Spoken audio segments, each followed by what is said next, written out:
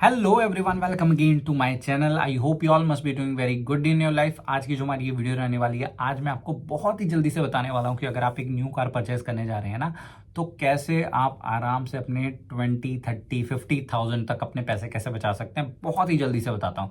तो सबसे पहले तो आपको क्या करना है ना, कभी भी एक डीलर पे स्टिक नहीं करना है, ठीक है। आप कोई सिटी में रहते हो, छोटे गाँव में रहते हो, छोटे कस्बे में रहते हो, तो क्या करिए, थोड़ा सा एक्सप्लोर करिए।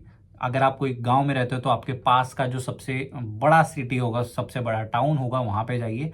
और I am pretty much sure कि छोटे से छोटे सिटी के अंदर भी ना आजकल 4 से 5 डीलरशिप आराम से मिल जाएंगी। बट अगर आप एक बड़े सिटी में रहते हैं तो वहां पे आपको यही नंबर जो है आपका, ये डीलरशिप का, ये आपको 10-10 डीलरशिप भी एक सिटी में देखने को मिल सकते हैं, ठीक है। तो आपको क्या करना है, आपको वो 10 के 10 डीलर्स के पास जाना है।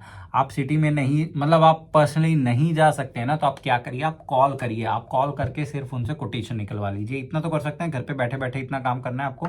आपको ये पता है, आपको एक बार ये डिसाइड कर लेना है, एक डीलरशिप में जाके पर्सनली टेस्ट ड्राइव करनी है आपको। कोई भी कार जो आप परचेज करें, कभी भी किसी की बातों में मत आइए। हर एक की प्रेफरेंस अपनी अलग अलग हो सकती है। आपके फ्रेंड को, आपके भाई को, आपकी बहन को, XYZ को एक कार अच्छी लग सकती है, डजेंट मीन कि वो कार आपके लिए भी बेस्ट है। आपको जब भी कार खरीदनी है ना, जब आप अपने हार्ड एंड मनी उसके अंदर डाल रहे हैं, तो इतना मेक श्योर करिए कि आप वहां पे जाइए, शोरूम में फिजिकली जाइए, कार को चला के देखिए। जो मॉडल आपको लेना है ना, वो चला के देखिए। ऐसा नहीं है कि वो बोलेंगे कि सर हमारे पास टॉप मॉडल है और जो मॉडल आपको नहीं लेना वो नहीं है। तो ऐसा, उसके अंदर भी बहुत सारे चेंजेस होते हैं। ऐसा अगर आप एक बेस वेरिएंट लेने जा रहे हो और वो टेस्ट ड्राइव आपको क्या बोलते हैं कि टॉप मॉडल की दिला रहा है, तो आपको ऐसा लगेगा कि वही सेम फील मेरे को बेस में आएगा। तो ऐसा नहीं होता है। तो मैं ये आपको बोलूंगा कि कहीं से भी उसको बोलिए, अरेंज करवाइए मेरे को बेस मॉडल। अगर आप ले रहे हैं, just for example middle model, कोई भी मॉडल ले रहे हैं, ठीक है, तो स्पेसिफिक मॉडल का ही टेस्ट ड्राइव लीजिए, तब वो ही आपको पता चलेगा, ठीक है। ये जब आपने एक बार डिसाइड कर लिया, उसके बाद अगर आप जा सकते हैं फिजिकली डीलरशिप्स के ऊपर, तो बहुत ही अच्छी बात है। अगर आप नहीं जा सकते हैं ना, तो आपको सिर्फ एक फ़ोन होना चाहिए आपके पास। आजकल सबके पास फ़ोन होता ही है, ठीक है। उसके बाद आपको फ़ोन लगाना है हर एक डीलरशिप के ऊपर, और मैक्सिमम डिस्काउंट कितना आप ले सकते हैं, ठीक है। हर एक डीलरशिप के ऊपर अगर आप एक कोटेशन दूसरे के पास लेके जाएंगे ना कि XYZ ने मेरे को इतने अमाउंट का डिस्काउंट देने की बात करी है, तो वो उसके ऊपर ऐड ऑन करके ही आपको देगा डेफिनेटली। और ये बात मैंने पर्सनली देखी है। अभी लास्ट एक मेरे फ्रेंड की मैंने कार निकलवाई है, जिसके अंदर सबसे पहले डीलर ने स्टार्ट किया था कि सर हम आपको मैक्सिमम टू मैक्सिमम 5,000 डिस्काउंट दे पाएंगे। वही दूसरे तीसरे चौथे पांचवें 6th डीलर तक पहुंचते पहुंचते वो डिस्काउंट हो चुका था 20,000 का, ठीक है। जो कि पहले डीलर ने बोला था कि मैक्सिमम है सर, इससे ज़्यादा तो हम दे ही नहीं पाएंगे। वही 5,000 का डिस्काउंट हो चुका है 20,000, ठीक है। तो ये होगी बात, आपको डीलर की पूरी कोटेशन निकलवानी है, और इसके अंदर आप 20 से 30 हज़ार रुपये आपके आराम से बचा सकते हैं, ठीक है, क्योंकि इनके पास मार्जिन होते हैं। और आप एक और बात ध्यान में रखिए, जब भी आप कार परचेस करने जा रहे हैं ना, तो आपको क्या करना है, आपको 15th के बाद ही जाना है। हमेशा 15th के बाद जाएंगे तो होता क्या है कि मंथ एंड के जो इनके टारगेट्स होते हैं ना, अगर इनके टारगेट पूरे नहीं हुए हैं तो इनके सिर के ऊपर बहुत जोर होता है। तो वो सोचते हैं कि भाई लास्ट लास्ट के अगर 1-2 यूनिट हमारी बिना ज़्यादा प्रॉफिट कमाए भी निकल जाए, तो हम अपने टारगेट पूरे करते हैं। और उसके अंदर थोड़ा सा कम प्रॉफिट कमाएंगे तो वो चला लेते हैं। तो हमेशा आपको यही करना है, मंथ एंड में जाना है। आपके पास इतना रेडी होना चाहिए, क्योंकि लोन में ज़्यादा से ज़्यादा 3 से 4 दिन जाते हैं। तो आपको लास्ट वीक में या फिर सेकंड लास्ट वीक में जाना है मंथ के, जब भी आपको कार परचेज करनी है, ठीक है।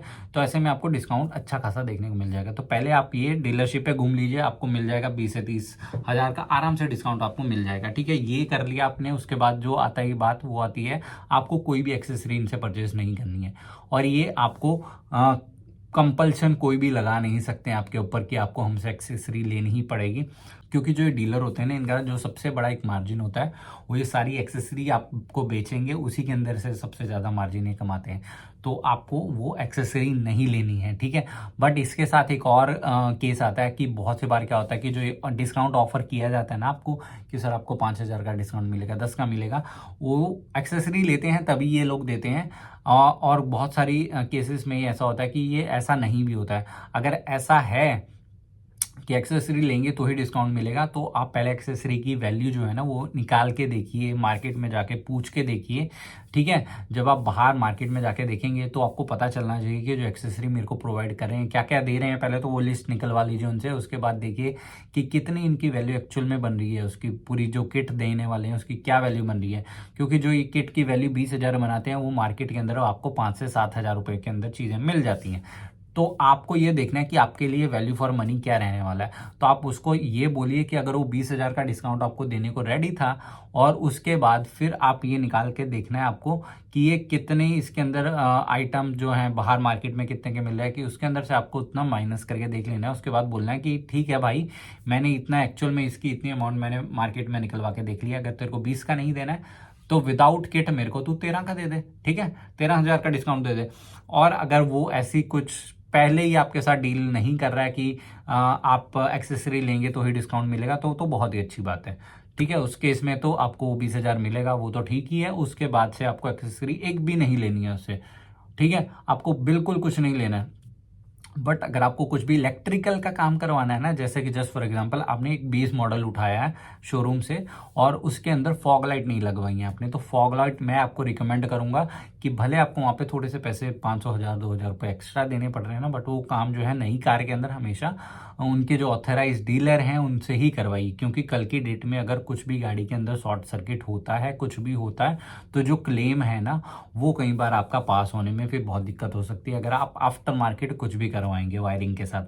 तो अगर कुछ भी वायरिंग का काम है आप वो उनसे करवा सकते हैं अपनी कार के अंदर, अपार्ट फ्रॉम वायरिंग, ठीक है। कुछ भी आपको मैट लगाने हैं, डोर्स के ऊपर कुछ लगवाना है, क्लैडिंग लगानी है, कुछ भी करना है, XYZ कुछ भी करना है आपको, वो बाहर से आप लेंगे ना, आपको उसके बहुत ही 30-40% अमाउंट के अंदर वो सारी चीज़ें आपको मिल जाने वाली है, ठीक है। तो ये अगर आप कर लेंगे तो आप अगेन 5 से 10 हज़ार रुपये अपने आराम से बचा पाएंगे एक्सेसरीज के अंदर, ठीक है। तो ये हो गए हमारी पहले 30,000, ये 40,000, और आगे कितना बचा सकते हैं वो अभी मैं बताता हूँ आपको। उसके बाद बात आती है इंश्योरेंस की। आपको सीधा बोल देना कि मैं आपसे इंश्योरेंस नहीं लेने वाला हूँ, क्योंकि जो ये लोग इंश्योरेंस आपको पकड़ाते हैं, जस्ट फॉर एग्जांपल अगर आपने 8 से 10 लाख की कार ली है ना, तो जो आपकी इंश्योरेंस की अमाउंट निकाल के देंगे आपको, ये आराम से 35 to 40,000 की इंश्योरेंस की अमाउंट ये लोग आपको कोट करेंगे। वही सेम इंश्योरेंस जब आप कोई भी ये ऑनलाइन एग्रीगेटर है ना, जितने भी ये पॉलिसी बाजार हो गया, एको, जो भी आप करना चाहें कहीं पे भी जाइए, आजकल हर एक की पॉलिसी की अच्छी कवरेज है, ठीक है। तो आपको क्या करना है, आपको वहां पे एक बार जाके चेकआउट कर लेना है कि कितने मेरे को प्राइसेस मिल रहे हैं। जो अगर वो 40,000 बोल रहे हैं ना, तो वो सेम पॉलिसी मैं आपको आंखें बंद करके बोल सकता हूँ कि आपको 20 से 25 हज़ार मैक्सिमम ये पोर्टल्स के ऊपर देखने को मिल जाएगी, और सीधा सीधा आपको 10 से 15 हज़ार रुपये का फायदा हो जाएगा यहाँ पे, ठीक है। तो ये होगी तीसरी बात हमारी। आपको उनको कुछ भी वो उनके दबाव में नहीं आना। आप जब डीलर के पास जा रहे हैं ना, वो बहुत सारी चीजें आपको चेपने की ट्राई करेगा कि आप ये करा लीजिए, आप ये ले लीजिए, आप ये ले लीजिए। तो आपको अप फ्रंट रहना है कि मुझे सिर्फ कार लेनी है आपसे, नथिंग एल्स, मेरे को कुछ और नहीं चाहिए आपसे, ठीक है। तो 10 से 15 हज़ार आपके यहाँ पे बच गए, आपके हो गए टोटल 55,000 की सेविंग। बहुत ही आसान तरीके से मैं बता दिया आपको कैसे करनी है। आई होप आपको अच्छे से समझ आ गया होगा कि कैसे आप आराम से अपनी 50 to 60,000 की सेविंग कर सकते हैं, ठीक है। ये तो मैंने 8 से 10 लाख की, अगर आपकी कार है उतने में इतने, अगर आपकी अमाउंट ज्यादा बढ़ेगी तो ये जो डिस्काउंट है ना ये और भी ज्यादा बढ़ता जाएगा। सो आई होप आपको अच्छी लगी होगी वीडियो, और ऐसी वीडियो देखने के लिए चैनल को सब्सक्राइब कर लीजिए। अच्छी लगी है तो लाइक करके जरूर से जाइए, और फैमिली फ्रेंड्स के साथ शेयर कर दीजिए वीडियो को। मिलेंगे नेक्स्ट वीडियो में, till then stay safe, stay happy, bye bye.